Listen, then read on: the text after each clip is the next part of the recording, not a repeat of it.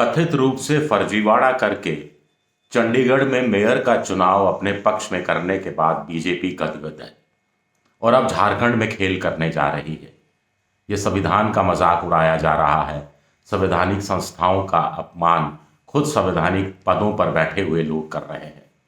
नमस्कार, मैं हूं आपका दोस्त विजय विद्रोही। आप मुझसे जुड़ चुके हैं, इसके लिए आप सबका तहे दिल से शुक्रिया और अगले 7-8 मिनट में आपसे जुड़े रहने की कोशिश करूंगा। तो झारखंड में गजब तमाशा हो रहा है।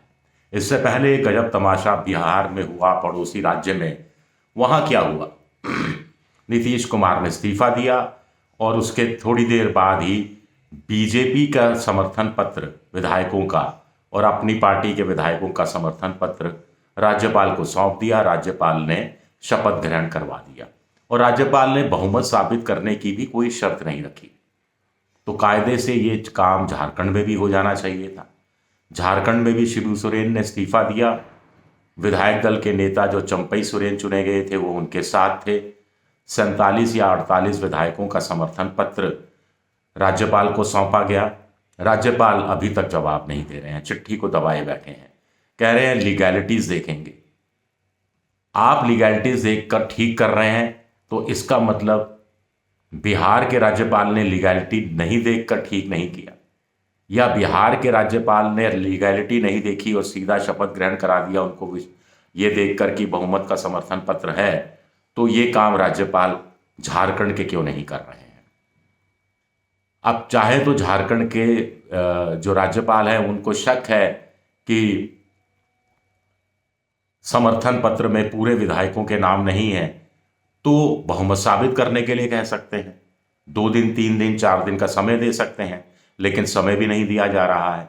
ये अपने आप में हैरानी की बात है। तो आखिर बीजेपी चाहती क्या है?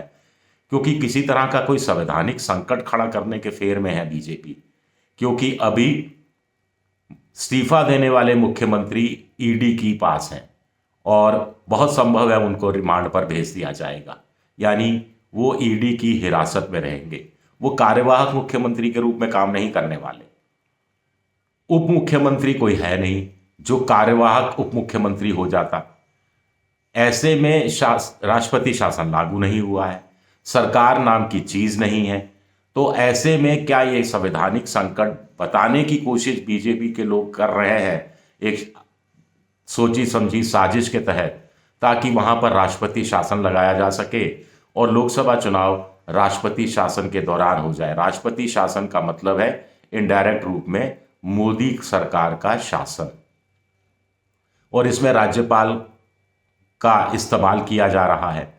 अब एक बीजेपी के सांसद हैं निशिकांत दुबे, बार बार वो अपनी टिप्पणियां करने के लिए कुख्यात विख्यात जो भी कह लीजिए वो रहे हैं।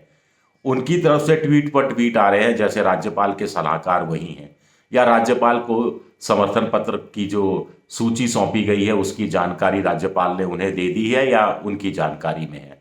वो कह रहे हैं साहब 47-48 नहीं है, 42-43 हैं। अगर 42-43 हैं तो भी राज्यपाल को कोई प्रॉब्लम नहीं होनी चाहिए, क्योंकि 81 का सदन है और बहुमत के लिए 41 चाहिए, और 42-43 भी हैं तो वो 41 से ज्यादा होते हैं। फिर कहा जा रहा है कि साहब 4 विधायक गायब हैं। 4 विधायकों में एक विधानसभा अध्यक्ष का भी नाम है। अब विधानसभा का अध्यक्ष तो जब चीजें टाई होती हैं तब उनके नाम का इस्तेमाल होता है, और ऐसे में उनकी नाम की जरूरत नहीं है। सीता सोरेन दिल्ली में है। एक और विधायक हैं जिनके हस्ताक्षर नहीं है, वो बीमार हैं और दिल्ली में इलाज करा रहे हैं। अगर 4 कम भी हैं तो 47-48 में से 4 गए तो 42-43 फिर बैठते हैं, जो 41 से ज्यादा है। निशिकांत दुबे एक नया ट्वीट लेकर आए हैं, जैसा कि सोशल मीडिया में चल रहा है, कि चूंकि झारखंड मुक्ति मोर्चा के अध्यक्ष तो शिबू सोरेन है, तो शिबू सोरेन जब तक समर्थन पत्र नहीं देंगे तब तक राज्यपाल को सरकार बनाने का न्योता नहीं देना चाहिए। मुझे नहीं मालूम इस तर्क में कितना दम है। अगर तर्क में दम है तो राज्यपाल को भी ये बात कंसिडर करनी चाहिए और ये बात चंपई सोरेन तक पहुंचा देनी चाहिए कि भाई आपका जो ये सूची आपके द्वारा दी गई है या जाते हुए मुख्यमंत्री के द्वारा दी गई है वो नहीं चलेगी। शिबू सोरेन की तरफ से एक सूची लेकर आइए, तो शिबू सोरेन तो दे ही देंगे सूची। तो वो काम भी क्यों नहीं हो रहा है? मामले को क्यों लटकाया जा रहा है? सबसे बड़ी बात है कि जो काम बिहार में हो गया वो झारखंड में क्यों नहीं होगा? एक ही देश है, one nation one election, one nation one tax, one market, तमाम वन वन की बात होती है, लेकिन राज्यपालों का रुख अलग है। सरकार जहां बीजेपी की बन रही हो वहां राज्यपालों की भूमिका अलग हो जाती है, जहां सरकार बीजेपी की नहीं बन रही हो वहां राज्यपालों की भूमिका अलग हो जाती है। तो अपने आप में ये भी कुछ वाजिब सवाल उठते हैं जिनका जवाब मुझे लगता है कि बीजेपी आलाकमान को देना चाहिए। अगर प्रधानमंत्री जी सदन में जाते हैं और संविधान ही मेरी किताब है, एकमात्र किताब है, ये तमाम चीज़ें करते हैं और देश संविधान के अनुसार चलेगा, तो फिर ये सब किसके अनुसार चल रहा है? ये अपने आप में एक बड़ा सवाल उठता है। शुक्रिया मेरा वीडियो देखने के लिए। पसंद आए तो लाइक कीजिए, सब्सक्राइब कीजिए, शेयर कीजिए।